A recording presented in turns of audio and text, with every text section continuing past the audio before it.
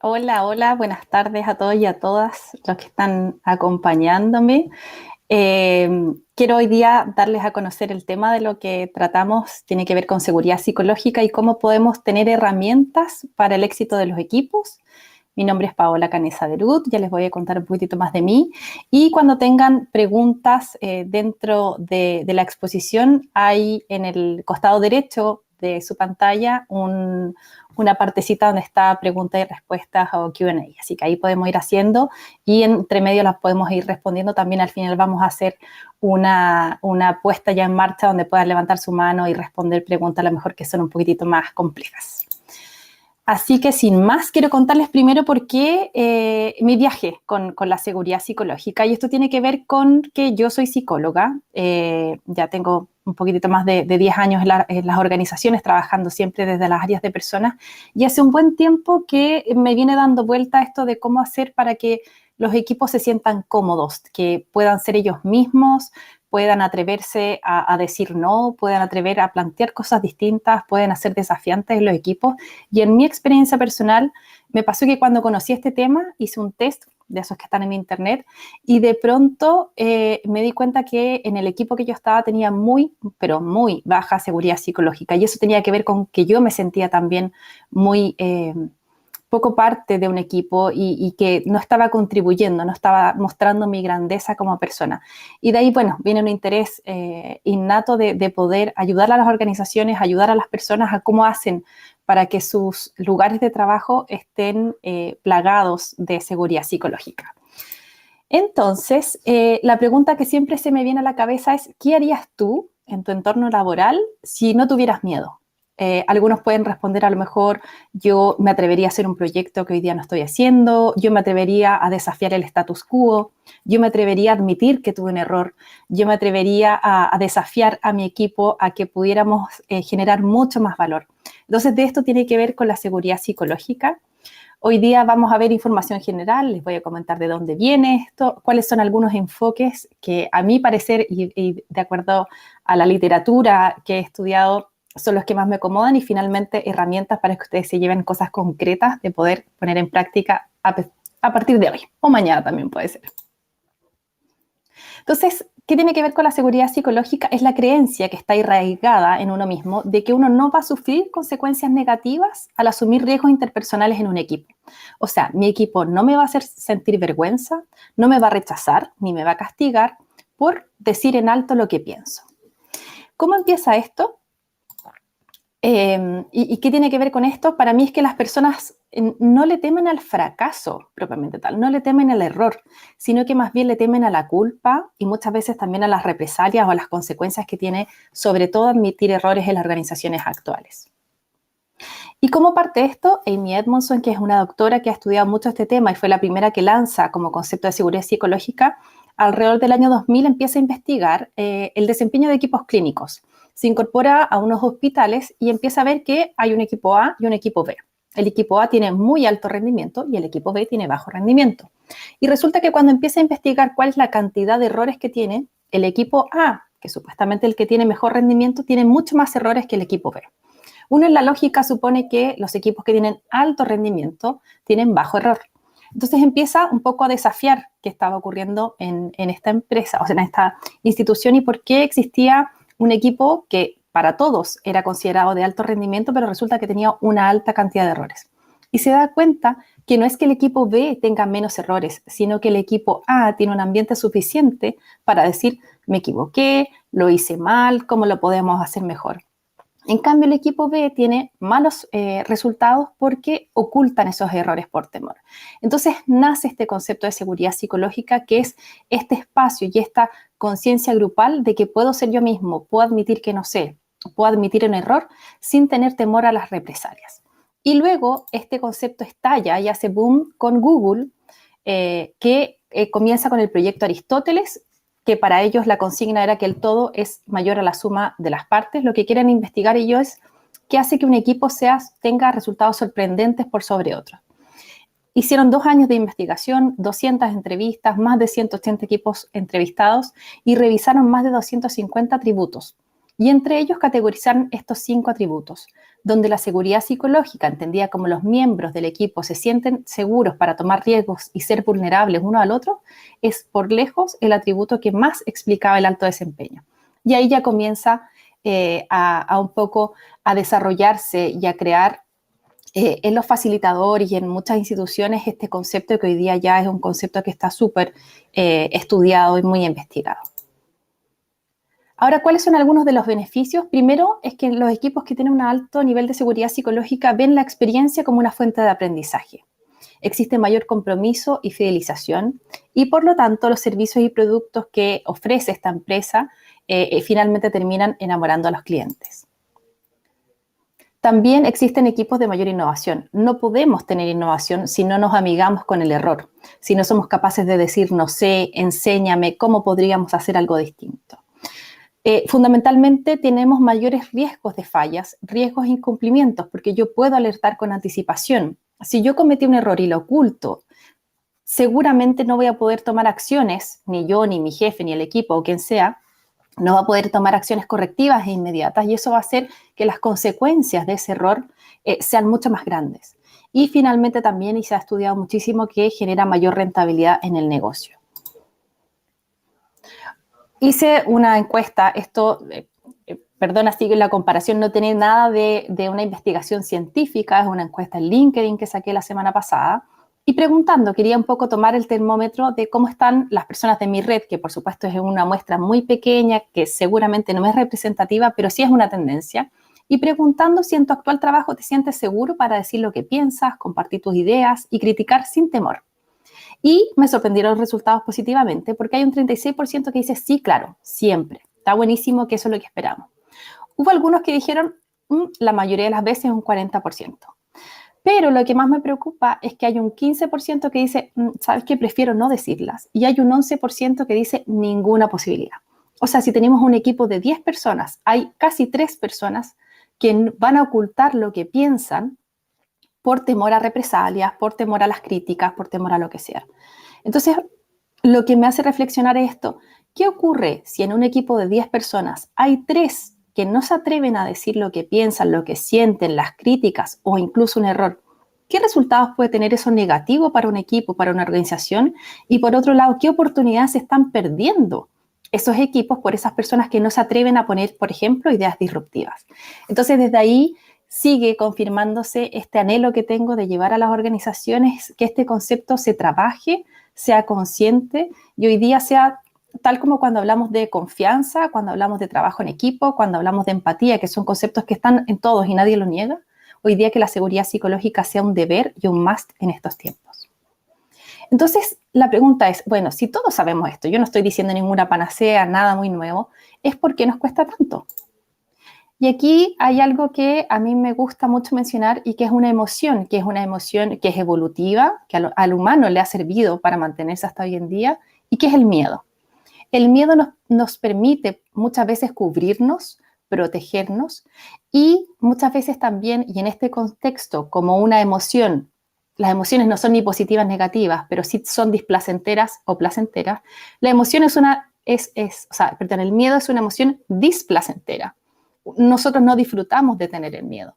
Entonces, muchas veces, ¿qué hacemos frente a situaciones de miedo? Nos callamos. ¿Y por qué? Porque hemos diseñado un sistema muy sofisticado para evitar el miedo. Y las consecuencias muchas veces. Entonces, ¿qué hacemos habitualmente? Si yo no me quiero sentir ignorante, mejor no pregunto. Entonces, estoy en una reunión, todos hablan de un concepto, todos hablan de una idea, yo no la entiendo, no quiero parecer ignorante, por lo tanto, mejor me callo. Típico que uno pregunta, ¿estamos todos de acuerdo? ¿Todos sabemos si hay alguna consulta? Prefiero callarme para no quedar ignorante. Cuando no quiero parecer incompetente, mejor no reconozco que me equivoqué, porque el reconocer que me equivoqué en un equipo de bajo nivel de seguridad psicológica, lo más probable es que me haga sentir incompetente. Y nadie se levanta en la mañana diciendo, oh, qué rico que me quiero sentir incompetente hoy. Por otro lado, en equipos donde el dar ideas te hace sentir parecer entrometido, mejor no doy ideas, porque si me hace sentir que me estoy metiendo en un lugar donde no debo meterme, prefiero callarme. Y por último, si en un equipo, al desafiar el status quo, a llevar al equipo y a las personas a un lugar distinto, salir de su zona de confort, voy a parecer negativo, mejor me callo, no cuestiono y no doy mis ideas. Entonces, ¿a qué los quiero llevar esto? A que hay un sistema evolutivo que nos hace proteger para no sentir estas emociones displacenteras que parten con el miedo, pero también van generando frustración, ingratitud, muchas veces estar disconforme y emociones que finalmente no queremos sentir. Entonces, ¿cómo son un poco los equipos que sí tienen alto nivel de seguridad psicológica? Primero, los errores son aceptados como algo que es. O sea, se entiende que uno tiende a minimizar los errores y lo que queremos es cometer la mínima cantidad de errores, sobre todo que son aquellos errores que tienen grandes consecuencias en otras personas. Pero estos equipos entienden que el error es inevitable. Uno puede disminuir quizás la cantidad de errores, aprender, por supuesto, para no cometerlo en el futuro, pero uno entiende que el trabajo es una lógica de aprendizaje y por lo tanto el error va a estar implícito. Se aceptan las personas que son diferentes, se aborda la diversidad, se aborda la inclusión. Ojalá que pensemos distinto porque diferentes mentalidades me van a hacer mucho más integral y de alguna manera mucho más holístico en las decisiones que yo tomo. Son equipos donde es fácil pedir ayuda, donde las habilidades y talentos son reconocidos por todas y todos, donde los miembros son capaces de plantear problemas y situaciones complejas, no son personas que evaden los conflictos, es por lo tanto un lugar que es seguro correr riesgo y está la seguridad de que nadie va a actuar deliberadamente o a propósito en contra mío. ¿Qué no es la seguridad psicológica que muchas veces se confunde? No es ser amables, buena onda, todos sonreímos, hacemos mucho happy hour, pero en el fondo no nos atrevemos a hacer ninguna de estas cosas. O sea, ojalá los equipos son amables, ojalá los equipos sean buena onda, pero eso no tiene que ver con la seguridad psicológica porque, como les he comentado, la seguridad psicológica es mucho más profunda que ello. Sin duda, quizás con un equipo de alto nivel de seguridad psicológica va a haber vínculos muy cercanos porque la gente finalmente se contacta con lo humano. Pero hay muchos equipos donde hay mucha buena onda, hay mucha amabilidad, pero yo no me atrevo a ser yo mismo por temor a las represalias. No está tampoco el decir cualquier cosa. No es como, mira, yo digo lo que pienso porque aquí hay un alto nivel de seguridad psicológica. No, tiene que decir aquí hay una asertividad, decir lo que pienso, pero con respeto, por supuesto, por el otro y también por cosas que agreguen valor. No tampoco tiene nada que ver con una baja orientación a resultados. Muchas veces se habla de seguridad psicológica y se piensa que es como una cosa laissez-faire, como no te preocupes, te equivocaste, da lo mismo. No, tiene que ver, aquí hay una alta orientación a los resultados, pero tampoco está con la permisividad. Entonces, no debemos confundir, y aquí hay un cuadrito que para mí es muy esclarecedor. Por un lado, tenemos los niveles de seguridad psicológica, bajo y alto.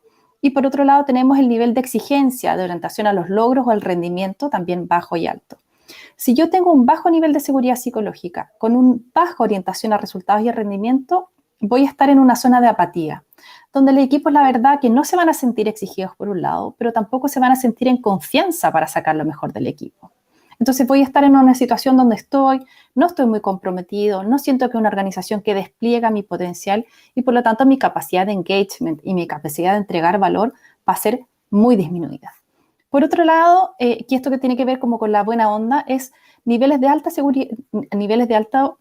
seguridad psicológica, pero bajo rendimiento. Y acá seguramente vamos a estar en la zona de confort, que si bien es mejor que la apatía, tampoco vamos a estar desafiándonos, por lo tanto el equipo va a estar subutilizando sus capacidades. Luego viene la zona de ansiedad y donde desde mi perspectiva hoy día hay mucha gente que se siente muy exigida, muy sobrepasada en sus capacidades, pero con un bajo nivel de seguridad psicológica y acá podemos ver ansiedad, burnout, gente que ya no da más, muchas licencias médicas también por estrés. Y donde sí queremos llegar es a la zona de aprendizaje, donde por un lado tengo un alto nivel de seguridad psicológica, pero también un alto nivel de exigencia en el equipo, donde el equipo mismo es quien se rinde cuentas y finalmente logra generar un alto nivel de valor. Entonces, la pregunta que viene es, ¿cómo aumentamos la seguridad psicológica? Lo primero es, y no sé si es una buena o mala noticia, es parte por ti. O sea, muchas veces, y claro, hay una parte que tiene que ver con los líderes de las organizaciones, y eso no lo voy a desmerecer, y de hecho viene un poquito después, pero acá también tenemos que entender que la seguridad psicológica, y para mí el cambio parte siempre por uno. Yo no puedo cambiar a otro, no le puedo ponerle una impronta a otro, ni tampoco puedo desafiar a otro que cambie, pero sí puedo partir por mí y generar desde ahí cambios en otro. Entonces vienen estas preguntas que me encantaría que pudieran ir reflexionando es, ¿cuándo fue la última vez que te atreviste a admitir un error o un fracaso en un proyecto? ¿Cuándo fue la última vez que manifestaste tu desacuerdo con el líder del equipo, con un par del equipo, con una a lo mejor persona que trabaja contigo? ¿Cuándo fue la última vez que te ofreciste para participar en un proyecto o una actividad a pesar de que no dominabas el tema? ¿Cuándo fue la última vez que pediste feedback a un par, a un líder, a un cliente, a un proveedor, a alguien? ¿Cuándo fue la última vez que llegaste y dijiste, me encantaría ver cómo me ves, qué podría mejorar, qué estoy haciendo bien y qué tengo que empezar a hacer distinto? ¿Cuándo fue la última vez que propusiste una idea disruptiva y que desafiara a tu equipo? Y por último, ¿cuándo fue la última vez que te atreviste a experimentar? Entonces la pregunta que les quiero dejar es, ¿con qué de estas cosas te animarías a experimentar mañana mismo? A pedir feedback, a experimentar algo distinto, a desafiar al equipo a hacer algo diferente, a levantar la mano y a decir, no sé, a levantar la mano y decir, sabes que no estoy en desacuerdo, a levantar la mano y decir, yo puedo participar en ese proyecto aunque no lo sé, a levantar la mano para pedir ayuda. Ahora, ¿qué pueden hacer los líderes? Y aquí, como les decía antes, la buena noticia y la mala también es que los líderes se llevan más del 50% de la torta. Y los que han estado con equipos donde hay líderes que de alguna manera no tienen y no promulgan altos niveles de seguridad psicológica, seguramente me pueden entender el impacto que ese líder puede generar en el equipo y en la seguridad psicológica para los equipos. Entonces, cuando ya partimos con nosotros, ahora, ¿qué puede hacer el líder para generar ambientes de mayor seguridad psicológica? Lo primero es preparar el escenario. Tiene que ver con estructurar. Alguien dice que dejó de escuchar el audio. Juan, ¿tú me das feedback, porfa, si se escucha o no para continuar? ¿Sí? Ok, súper. Muchas gracias. Estructurar el trabajo entonces como un problema de aprendizaje es como esto que hablábamos antes, de entender que el trabajo no es un problema de ejecución, el trabajo es un problema de aprendizaje. Y el aprendizaje, veamos a los niños cómo comienzan a caminar, veamos a los niños cuando empiezan a hablar, es un tema de ensayo y error. Y el trabajo también es un tema de ensayo y error, sobre todo en ambientes de alto nivel de complejidad donde no tenemos la respuesta, tenemos que amigarnos con el error como parte del aprender. Entonces el líder tiene que partir declarando a su equipo que el aprendizaje va a ser va a ser valorado como tal porque nos permite mejorar y por ende vamos a tener que aceptar el error como tal. Lo segundo es poner énfasis en el propósito y yo creo que muchos de ustedes han escuchado constantemente el tema del propósito, personal, laboral, de grupo, de equipo. Y hoy día más que nunca el propósito para mí, el mejor ejemplo o metáfora es un faro. Cuando de repente vamos en una embarcación, hay una tormenta gigante, estamos de noche, hay mucha lluvia, tormenta, no vemos nada, el faro es la luz que te permite iluminar y llegar a tu puerto final. Para mí el propósito es lo mismo, es frente a situaciones complejas, situaciones difíciles, situaciones donde no sabemos qué definir ni qué decisión tomar, el propósito del equipo nos va a permitir esclarecer y a lo mejor aunque cueste y tenga consecuencias, me va a permitir mantenerme anclado a ese propósito y continuar para entender por qué hago lo que hago, para quién hago lo que hago y finalmente por qué estamos todo el día queriendo entregar esto para alguien final. Entonces, el líder es súper importante que pueda anclar la actividad diaria y reforzar día a día el propósito. ¿Por qué? Y para quién hacemos lo que hacemos y cuál es el sentido que le damos. Entonces, aquí hay una tarea ya que se pueden llevar los líderes que si hoy día no tienen declarado un propósito como equipo, yo soy de las convencidas de que hay que declarar y hay que crear y diseñar un propósito como equipo, que lógicamente tiene que ir de la mano y en coherencia con el propósito de la organización. Pero que, por ejemplo, la organización no tenga un propósito no puede ser una excusa de que yo no genere mi propio propósito con mi equipo. Lo segundo que tiene que hacer el líder es invitar a participar. Y esto tiene que ver con la humildad situacional. Muchas veces, y eso qué bueno que ha ido cambiando, en la lógica del líder del mando y control, Management 1.0, incluso 2.0, la lógica es el jefe lo sabe todo, ¿sí? Y esto permite, por un lado, que el jefe está en una posición jerárquica de poder, pero también es una presión hacia el líder y hacia el jefe que tiene que saber de todo. Tiene que tener todas las respuestas, tiene que solucionar todos los problemas. Hoy día en esta lógica del líder servicial, la humildad situacional tiene que ver con ponerse en una posición de humano, de decir, no sé, enséñame, no tengo esa respuesta, hoy día no te puedo solucionar ese problema, hoy día no me puedo juntar contigo. Entonces tiene que ver con cómo yo hago para ser humilde y entender que no tengo todas las respuestas ni todas las soluciones y solicitar ayuda del equipo. Y aquí está ligado con las preguntas poderosas. Es decir, cuando alguien desafía al equipo, el líder puede ir haciendo preguntas. ¿Hay algo que yo no esté viendo?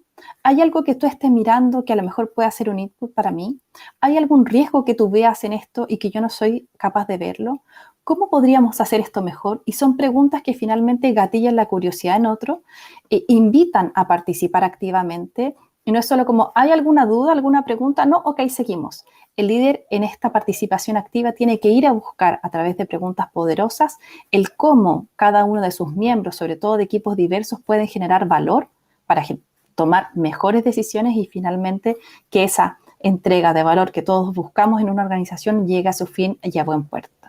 Y ligado con eso está intencionar la participación.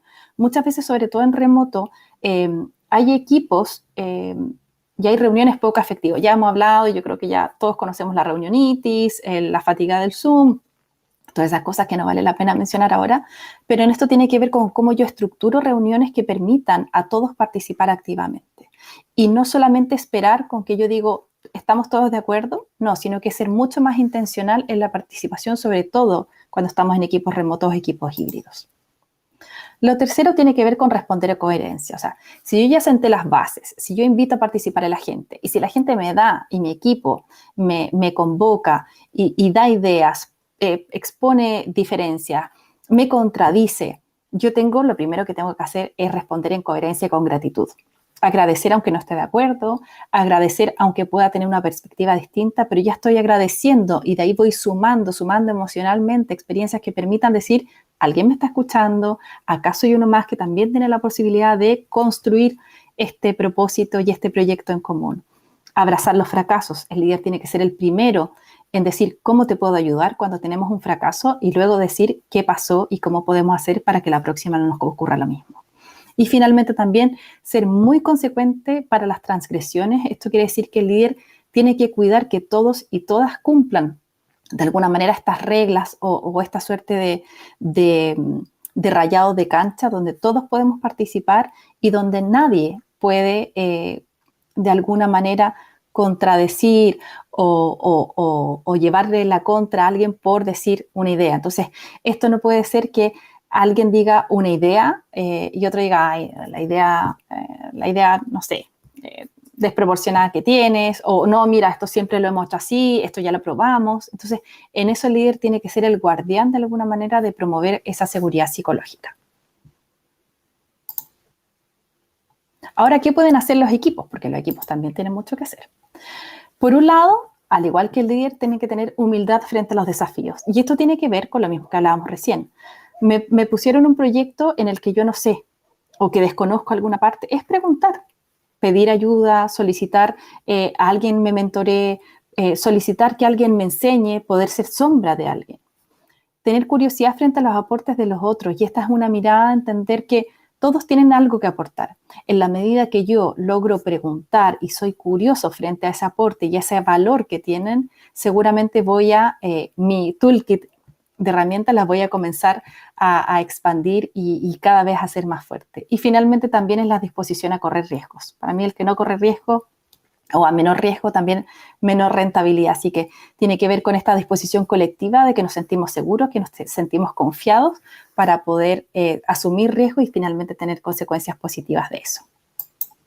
No sé si hay preguntas hasta ahí, coméntenme, quiero saber si hay dudas, pueden ir dejando en el chat o en el apartado de preguntas y respuestas para que vayamos haciendo esto también un poquitito más dinámico. Hay un concepto que a mí me gusta mucho y que tiene que ver con curiosidad indómita. La pandemia a mí ha desatado esa curiosidad que siempre he tenido, pero la ha maximizado.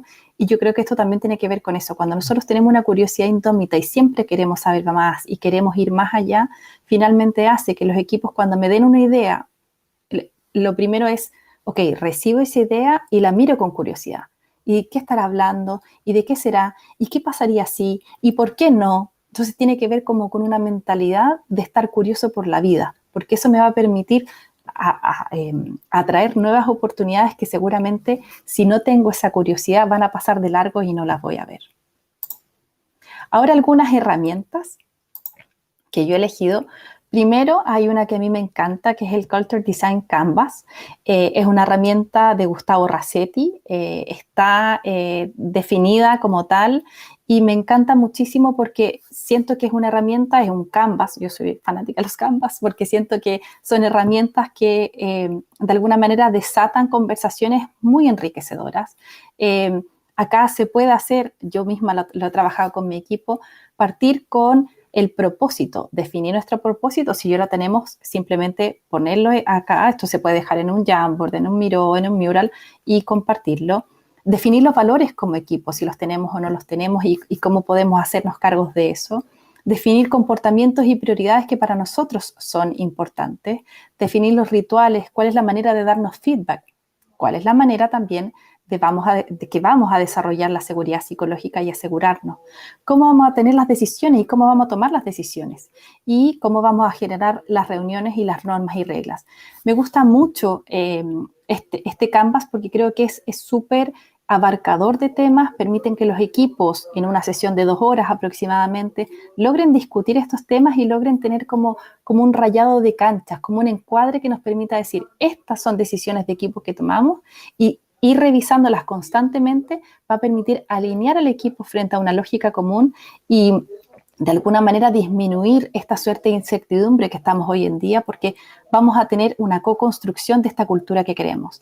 Muchas veces se puede trabajar la cultura que hoy tenemos como equipo y la cultura que queremos tener como equipo. Entonces voy viendo, ok, si yo hoy día mi feedback está siendo muy poco efectivo, no estoy teniendo feedback 360, ¿cómo puedo hacer para aumentar el feedback? Y voy sacando la brecha y voy generando acciones que me permitan tener esta cultura deseada.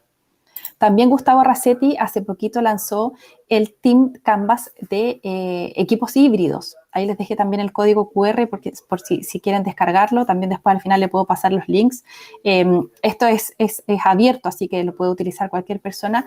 Y hoy día para los equipos remotos que se vuelve tan complejo muchas veces tener estas lógicas de una manera de cómo nos acordamos ciertas cosas entre los equipos, que es tan único de los equipos, es muy parecida a la anterior, pero acá pone una forma única de colaborar. Entonces dice, ¿qué cosas vamos a hacer en el mismo lugar y en el mismo tiempo? ¿Qué cosas vamos a hacer en diferentes lugares y en el mismo tiempo? ¿Qué cosas vamos a hacer en el mismo lugar, pero en diferente tiempo? ¿Y qué cosas vamos a hacer en diferente tiempo y en diferente lugar? Entonces, esto permite también, junto con este propósito, ¿no es cierto?, que siempre el corazón permite co-crear con el equipo y diseñar mi propia cultura de un equipo híbrido, que por lejos es el equipo que es más complejo de gestionar, porque muchas veces ocurre que cuando estamos todos en oficina, todos somos de la oficina. Cuando estamos todos en casa, somos todos en casa. Cuando el equipo está mixtos es donde se empieza a crear y a generar y muchas veces a disminuir la seguridad psicológica, porque hay algunos equipos que son los que están presenciales muchas veces que son como el equipo que está trabajando y los que están en la casa son el equipo que está ausente.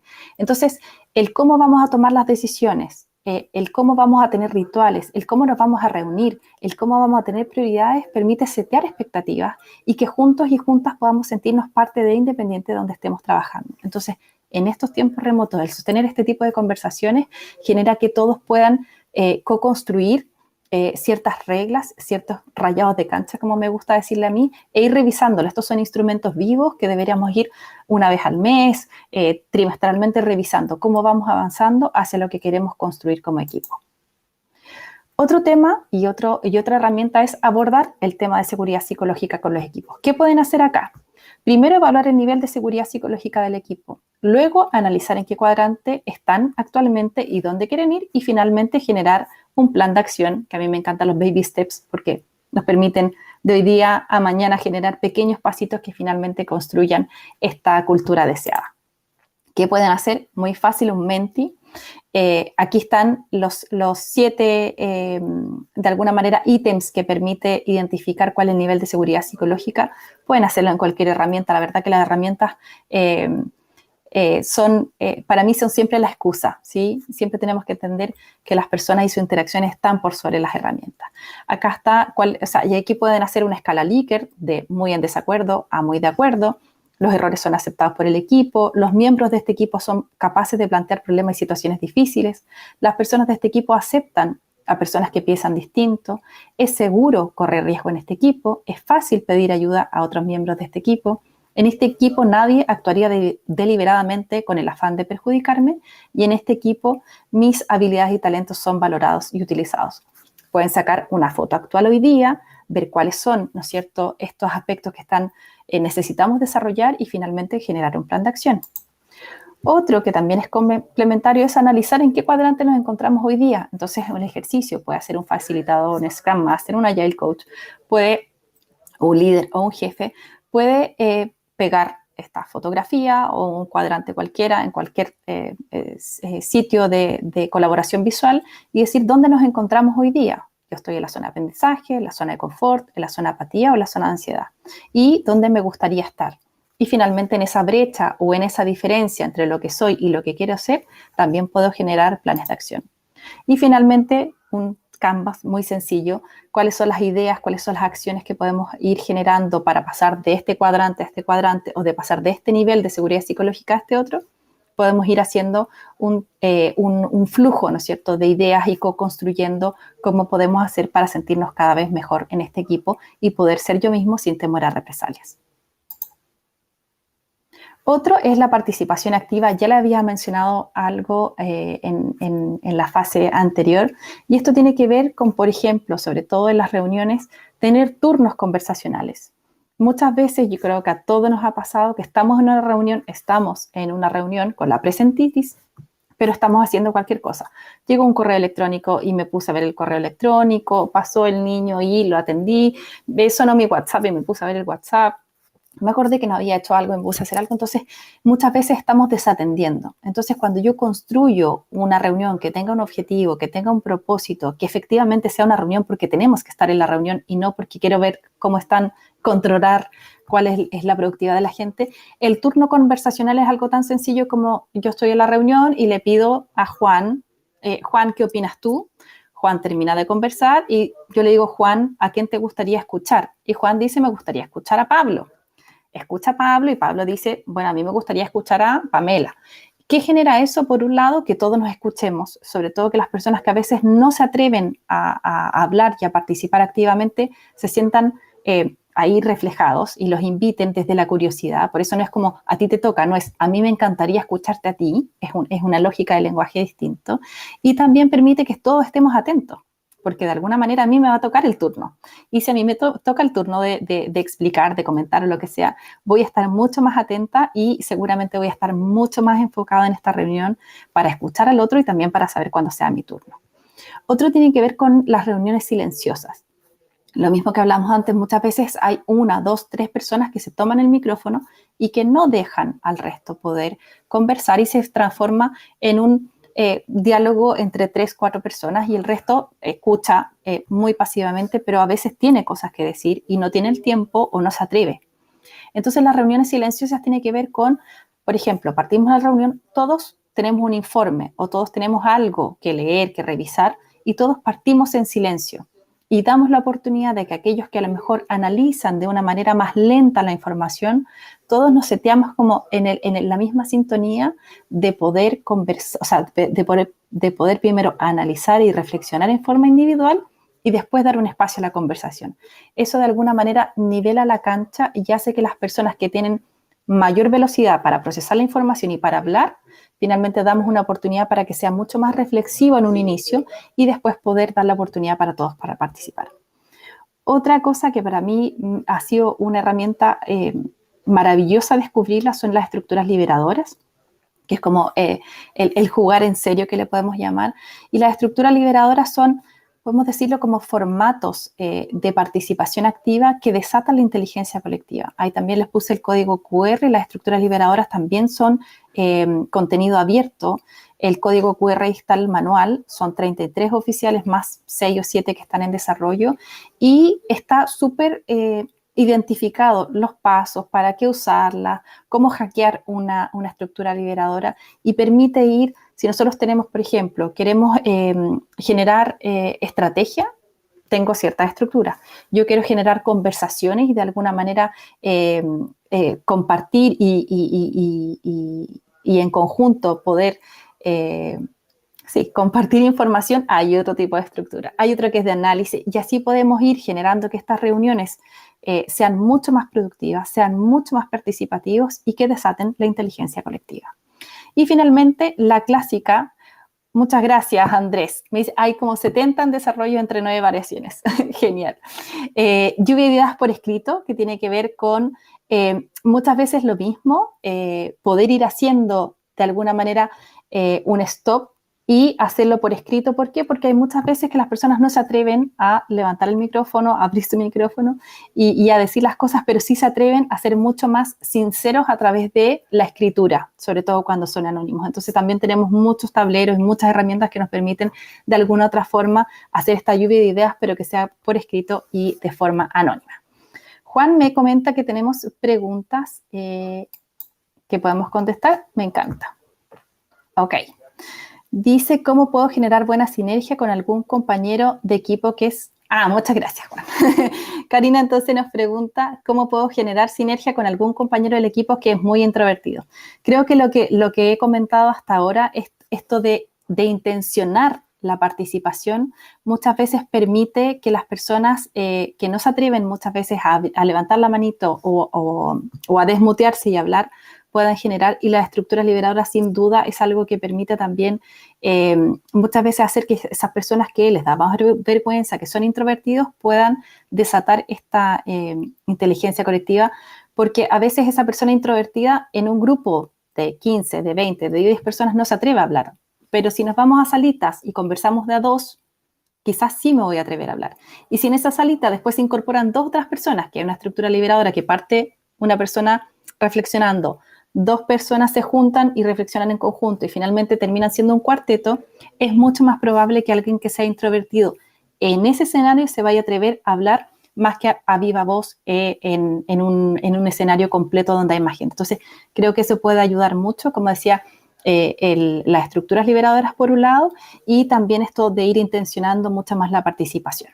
Ahí, Karina, tú me das un dedito para arriba o para abajo si respondí tu pregunta. Súper.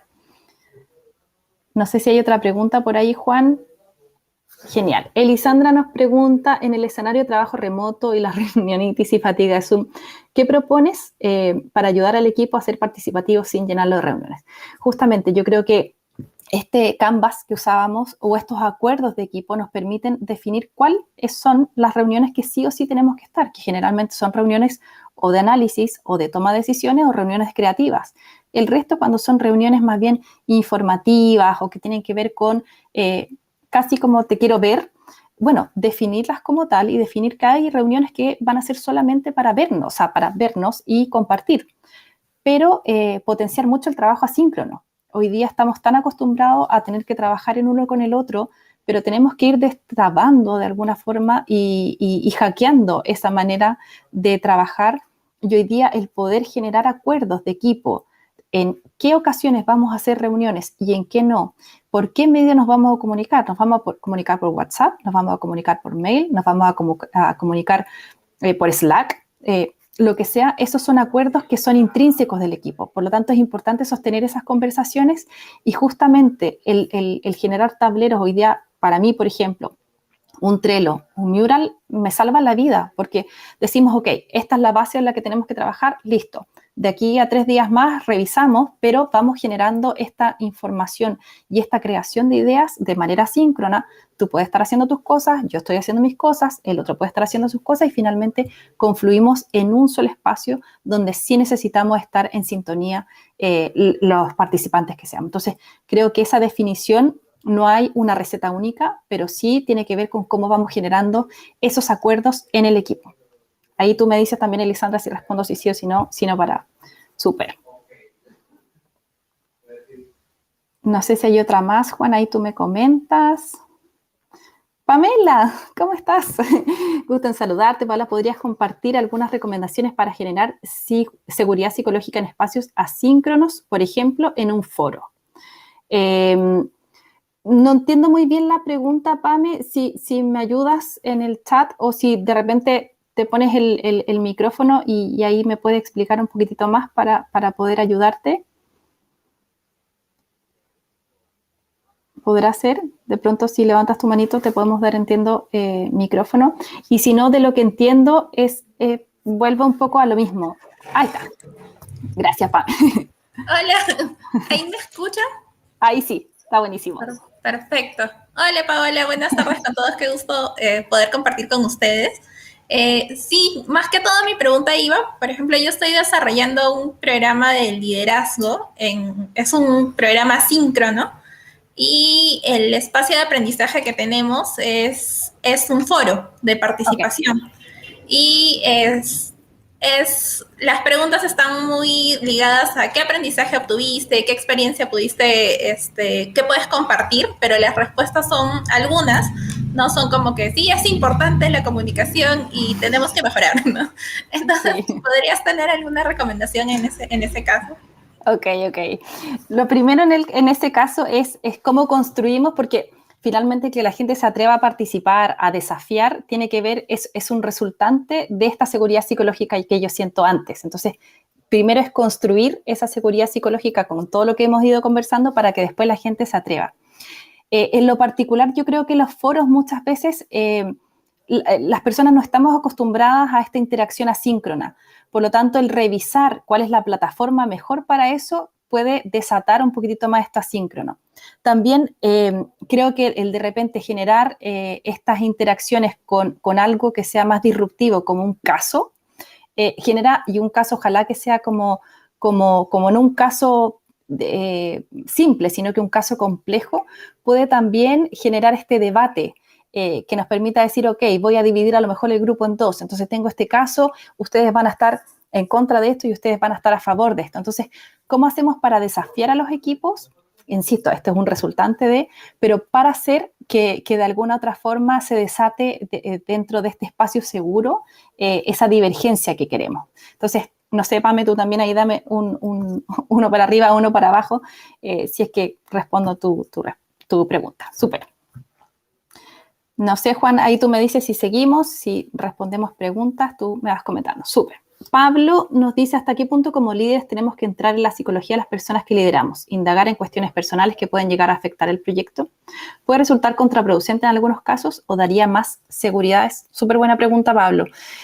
Yo creo que acá tenemos que separar, yo soy una fanática de humanizar las organizaciones, pero a veces se malentiende y se cree que es como que todos tenemos que ser amigos de todos. Hay gente, uno de mis mejores, o sea, muchas partes de mis mejores amigos los he conocido en la empresa, las que he trabajado, pero eso ha sido una decisión personal. Yo creo que en la empresa tenemos que ligarnos y tenemos que aprender a relacionarnos y a vincularnos como humanos, pero entendiendo que hay un mundo privado que yo defino hasta dónde lo quiero traspasar contigo o no. Entonces, ¿qué quiere decir esto? Muchas veces, por ejemplo, una herramienta que a mí me ayudó muchísimo tenía que ver con el Nico Calendar. Es una herramienta de Management 3.0, muy sencilla de usar, la pueden descargar de Management 3.0 y es un calendario donde cada uno pone su nombre y va eligiendo ciertas categorías que pueden ser caritas, emoticones. Nosotros usábamos 4 categorías, que había tenido un día horrible, un día regular, un día bueno y un día excelente. Todas las mañanas en la daily nos reuníamos, revisábamos este Nico Calendar y abríamos conversaciones. Cada uno podía definir hasta dónde, qué era lo que quería conversar. Pero ¿qué nos permitía esto? por supuesto, humanizarnos, entender que nosotros decíamos, ¿cómo estuvo tu día anterior? Esa era la lógica. Hay algunos grupos que lo hacen al cierre de la jornada, cuando hacen su checkout. Nosotros lo hacíamos al inicio de la jornada siguiente, decíamos, ¿cómo estuvo tu día anterior?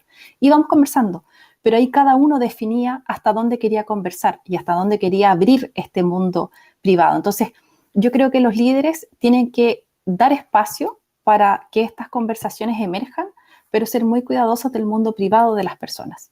Porque los líderes no son psicólogos, los Agile Coach no son psicólogos, los Scrum Master no son psicólogos. Incluso yo en mi rol, si bien soy psicóloga de formación, no estoy en un rol clínico.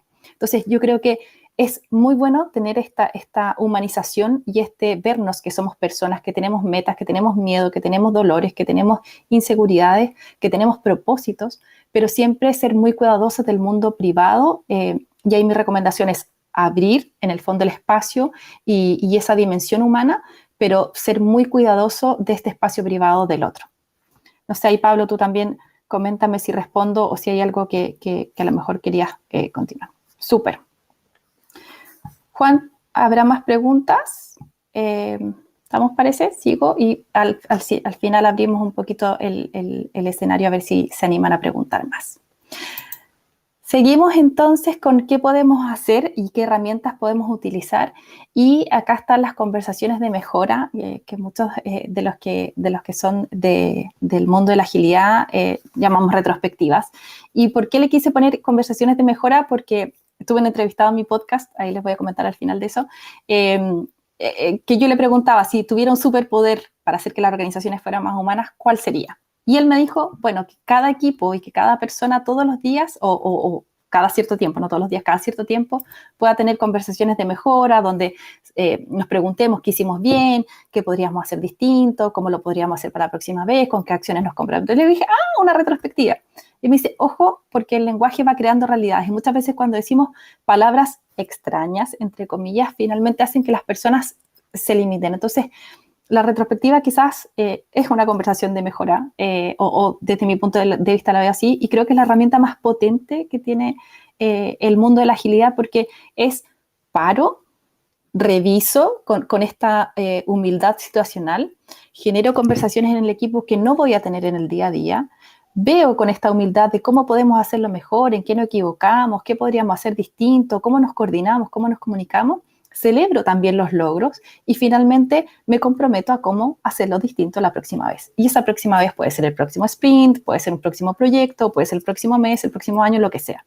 Entonces, creo que esto es uno de los más potentes herramientas que tiene el mundo de la agilidad y que se puede aplicar en cualquier escenario, incluso en el escenario personal, que es paro, me doy el tiempo para revisar con esta humildad y con esta curiosidad indómita y desde ahí como que recojo los aprendizajes y logro avanzar con esos aprendizajes de la mano. Pero sí, yo traje aquí algunos como tips, porque creo que por un lado tenemos que hacer retrospectivas que generen, o estas conversaciones de mejora, que generen una activa inclusión. Ya hablamos de qué cosas podríamos hacer para activar esa inclusión, pero que no sea una retrospectiva donde nuevo, 2 o 3 se llevan el tema y el resto no participa. Entonces, usar tableros visuales, el generar estas reuniones que comienzan silenciosos, donde la gente va poniendo sus hallazgos en post-it, finalmente hace que todos podamos ir conversando, no conversando en el fondo, compartiendo información, pero no necesariamente a micrófono vivo.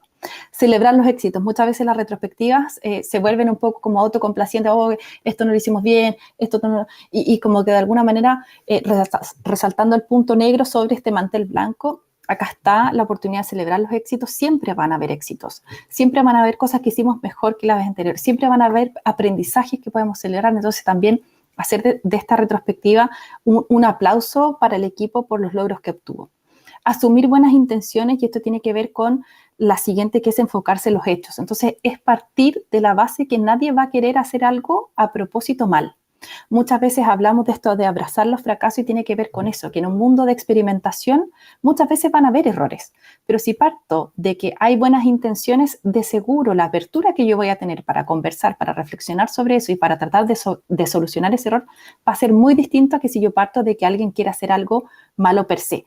Yo soy una convencida y no creo que el ser humano se levante en la mañana y diga, hoy día quiero ir a dejarla embarrada a mi oficina, hoy día quiero hacerlo mal. Yo creo que todos actuamos de buenas intenciones. Lo otro es enfocarse en el hecho, y esto tiene que ver con tratar de ser lo más objetivo posible respecto a lo que sucedió. Lo que sucedió bien, lo que sucedió mal, lo que podría suceder mejor. Y tiene que ver con cómo yo me enfoco en lo objetivo, sin desmerecer lo subjetivo, que eso se conversa, pero muchas veces enfocarse en los hechos, y con la siguiente, que tiene que ver también con cómo yo identifico causas y no culpables. Yo he escrito varias veces esto en LinkedIn. A mí, en mi rol anterior, asesoraba a líderes en temas de gestión de personas, y muchas veces me pasaba que existían errores y lo primero que se hacía era, ¿quién fue? ¿Quién fue el culpable? Quiero tener el nombre. O sea, con ese tipo de actitudes, ¿ustedes creen que la gente se va a atrever a decir, la embarré, me equivoqué, lo siento, no sé? Y seguimos teniendo liderazgos muy autoritarios, donde lo primero que quieren es entender quién fue, cuál es la cabeza, y tener una represalia que muchas veces fueron desvinculaciones, muchas veces tenían que ver con amonestaciones, pero yo me pregunto, y como esta solución mágica que desvinculo a alguien o le doy una amonestación por escrito o verbal, y como que se solucionó todo y nunca más. Creo que eso es lo más nocivo que pueden tener los equipos, porque lo que hace es tener este pensamiento mágico de que haciendo, en el fondo, teniendo una consecuencia, nunca más se va a volver el equipo. ¿Qué pasa con el resto cuando sabe que alguien se equivocó y lo desvincularon? Esa persona se va a atrever la próxima a decir, oye, yo voy a levantar la alerta porque aquí hubo un problema. No, esa persona se va a quedar callada. Entonces aquí es súper importante que cuando exista un error, sobre todo que son errores como de proporciones mayores, paremos, y lo primero que tiene que tener el líder es ¿cómo te puedo ayudar? ¿Cómo podemos hacer para solucionar primero lo inmediato, la emergencia, y después cómo podemos hacer para buscar la causa raíz y que nos permita seguir avanzando en el futuro y evitar eso? Pero esta búsqueda frenética del culpable creo que hace muchísimo daño a la seguridad psicológica de las personas. Lo otro que ya les he comentado es el tema de abrazar los fracasos, y no tiene que ver con abrazar la negligencia, tiene que ver con esto de que el trabajo es un ejercicio de aprendizaje y no simplemente de ejecución. Lo siguiente es aprender, aprender, aprender, tener esta mente curiosa y esta curiosidad indómita que nos permita siempre estar pensando cómo lo podría hacer mejor, qué podríamos hacer diferente y qué pasaría si y por qué no. Todas estas preguntas que desatan de alguna manera esta apertura a que tenemos un mundo de posibilidades, que hay abundancia de oportunidades en el mundo, y que de alguna manera todos, y sobre todo con un equipo bien cohesionado, vamos a lograr conquistar. Y por último, y es un bonus, es algo que para mí es súper básico, pero que se ve muy poco, es escuchar para entender y no para responder. Y seguramente han escuchado una frase que a mí me encanta, que dice, Dios, la naturaleza o en quien ustedes crean, nos dio 2 oídos y una boca para escuchar el doble de lo que hablamos. Entonces tiene que ver, muchas veces estamos en esta mente tan frenética de todo el rato estar haciendo muchas cosas, el multitasking, qué sé yo, que cuando alguien no está hablando o alguien no está diciendo algo, en mi mente no estoy escuchando lo que esa persona está diciendo. Estoy pensando en qué hago para responderle. Entonces esto tiene que ver con cuando yo escucho, tengo que callar mi radiomente para poder escuchar al otro y finalmente poder entender desde esa empatía qué es lo que me quiere decir. Cuando yo logro escuchar para entender lo que el otro me quiere decir y no para responder, seguramente van a emerger oportunidades tremendas que no logré ver porque antes estaba solamente escuchándome a mí mismo. Esa es mi presentación, ahí están mis datos de contacto, está mi correo, está mi LinkedIn, está también, tengo un podcast que se llama Menos Recursos, Más Humanos, donde hablo de estos temas y mucho, tengo invitados geniales que muchos vienen del mundo de la agilidad y otros del mundo tradicional y que juntos en el fondo queremos, lo que nos une es que queremos organizaciones que desaten la grandeza de las personas. Yo soy una apasionada de las personas porque creo que es en este contexto donde yo puedo aportar a un mundo mejor. Si yo logro hacer que existan personas que están más comprometidas, que su propósito esté alineado con el propósito de la organización, que tengan equipos que desaten y desafíen sus valores, sus talentos, creo que finalmente van a ser personas más felices con sus vidas, con sus familias, con sus quehaceres y finalmente vamos construyendo un mundo mejor. Así que ahí están mis contactos para que lo que sea, si hay alguna pregunta, si hay algún comentario, si hay algún feedback, si hay algo que puedo mejorar, feliz de poder tener esa información de vuelta para poder mejorar constantemente. Juan, tú me comentas si hay más preguntas para ir respondiendo. No sé si hay alguien que quiere ir abriendo micrófono también. Tenemos unos minutitos más. Excelente, Paola. Bibliografía, por favor, para complementar tu charla. Súper, tengo que ver cómo se los hago llegar, pero tengo mucha información. Un clásico es el libro de Amy Edmondson. Mucha información también tiene abierta Google con su proyecto Aristóteles. Gustavo Rasetti también escribe muchísimo sobre seguridad psicológica y tengo un par más ahí que al final quizás le puedo enviar los links, pero con eso ya van a tener información suficiente.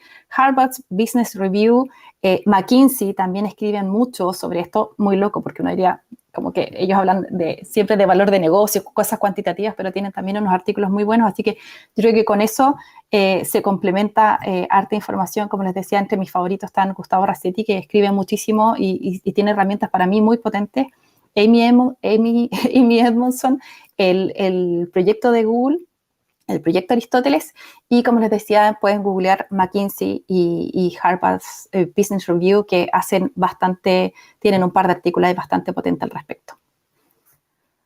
No sé si hay otra pregunta, tú me vas comentando, Juan. ¿Tener la PPT? Sí, Pablo, escríbeme a mi correo, paola.canesa.de@gmail, y te la comparto, ningún problema. Yo no sé si, Juan, ahí tú a lo mejor me puedes escribir si hay alguna forma de hacerla llegar a todos, yo no tengo problema, y si no me contactan por LinkedIn, por correo, yo se las comparto, sin ningún problema.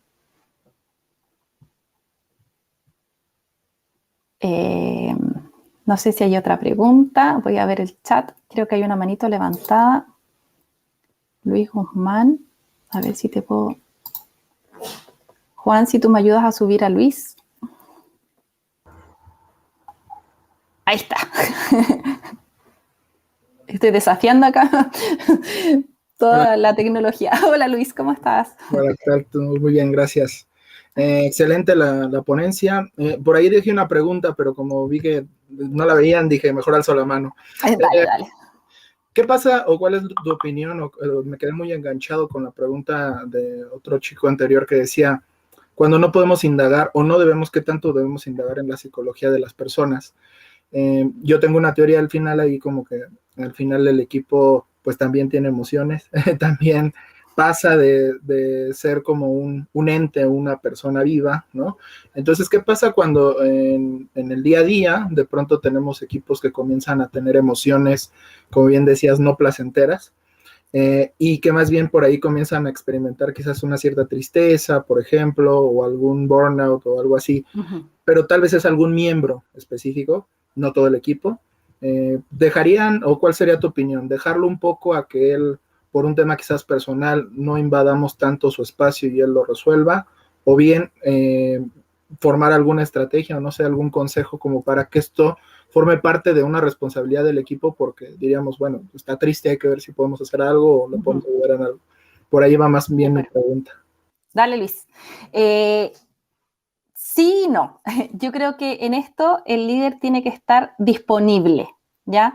Y el disponible también es generar escenarios para que esa disponibilidad se haga hacer. Entonces, por ejemplo, si yo tengo constantes reuniones 1 a 1 con mi equipo, con cada miembro del equipo, seguramente en esas reuniones que son en un espacio privado, en un espacio particular, voy a poder decirle, te he notado triste, hay algo que lo que te pueda ayudar, cómo está tu nivel de motivación, cómo está tu familia.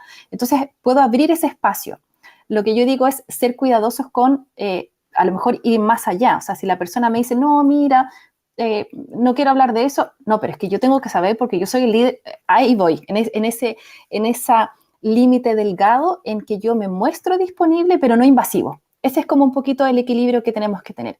Y ahí, nuevamente, el tener rituales en el equipo nos puede permitir abrir esas conversaciones. O sea, muchas veces hoy día hay equipos que están con burnout, hay equipos que están estresados, hay personas que están superadas en sus demandas, y el poder generar a lo mejor estos pequeños check-in en la mañana.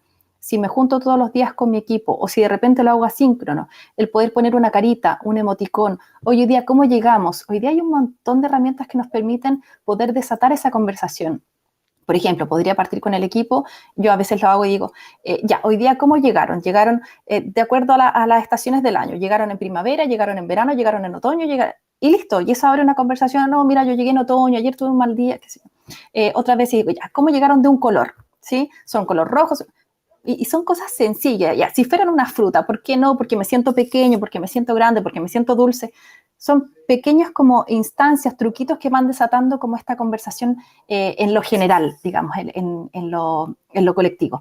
Y nuevamente vuelvo con el Nico Nico. El Nico a mí fue una herramienta tremenda que generó ese espacio, esa como espacio virtual donde decir las emociones son importantes, lo que a ti te pasa es importante para mí y genera una potente empatía.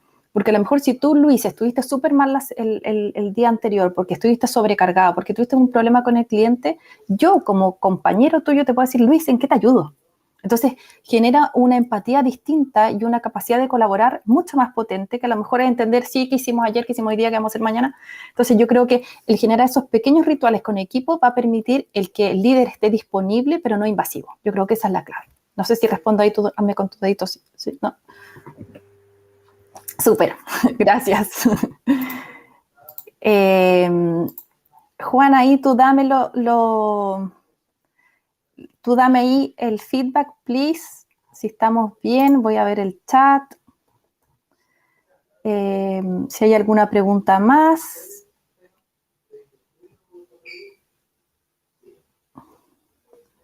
Harto feedback, muchas gracias chicos por el feedback. Y nuevamente, o sea, cualquier pregunta, cosa que no haya podido responder, alguna cosa que ustedes me quieran dar de feedback para que yo pueda ir mejorando, feliz. Ahí están mis redes sociales, si quieren la PPT se las comparto, ningún problema. Y nada, feliz de seguir conectadas porque creo que juntos y juntas, como es mi frase en el podcast, podemos generar espacios que finalmente desaten la grandeza de las personas. Soy una convencida de que somos seres humanos llenos de potencial que solamente